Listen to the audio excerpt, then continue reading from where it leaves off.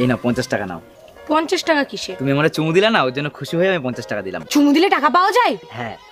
শিবুদার তো আমি অনেকগুলো চুমু দিয়েছি, তাহলে শিবুদার কাছে আমি অনেকগুলো টাকা পাবো। যাই নিয়ে আসি।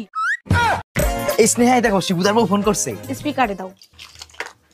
হ্যাঁ বৌদি বলো। হ্যালো স্নেহা, বলছি দেবাশিস বাড়িতে আছে গো। আসলে আমার ঘরের লাইটটা না খারাপ হয়ে গেছে, ওকে একটু পাঠিয়ে দাও না। পাঠিয়ে দিতাম বৌদি, কিন্তু ও তো বাড়িতে নেই, বাজারে গেছে। স্নেহা আমি বাজার থেকে চলে এসেছি।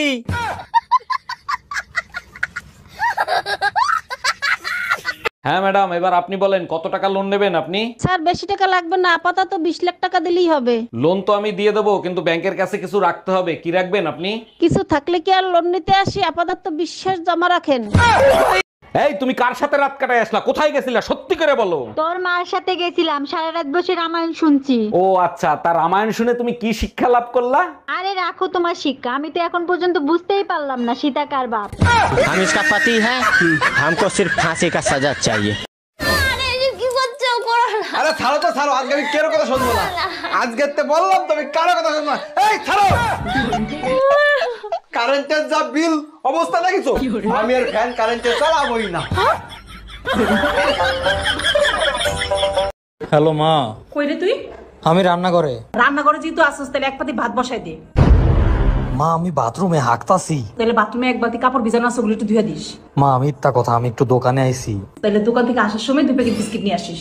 মা আমি তো মরে গেছি। হাই হাই, তুই মইরা গেছিস? তাহলে এক কাজ করিস, তোর দাদারে জিজ্ঞেস করিস তো এই সম্পত্তির দলিলটা কই আছে। বিশ্রাম, সাবধান, ডানে মুড়।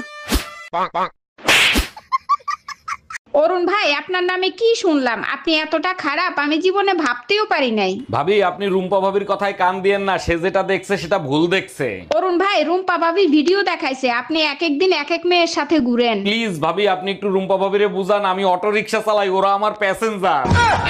এই টুম্পা কই তুমি? তাড়াতাড়ি খাইতে দাও, দোকানে যাবো তো।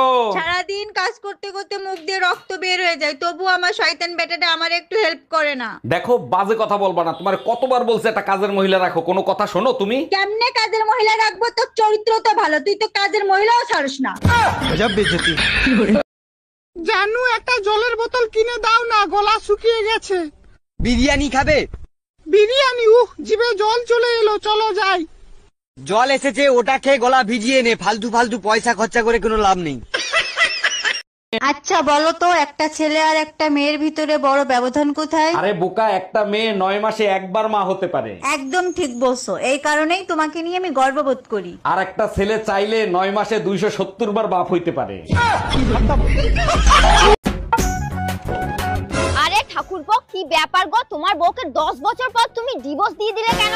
আরে বৌদি তুমি জানো না, চাইল পূর্ণ হইলি ভাবতে পারে, আর শালা বউ পূর্ণ হইলি ওজনে বাড়ে, ওই জন্য শালাকে ডিভোর্স দিয়ে দিয়েছে।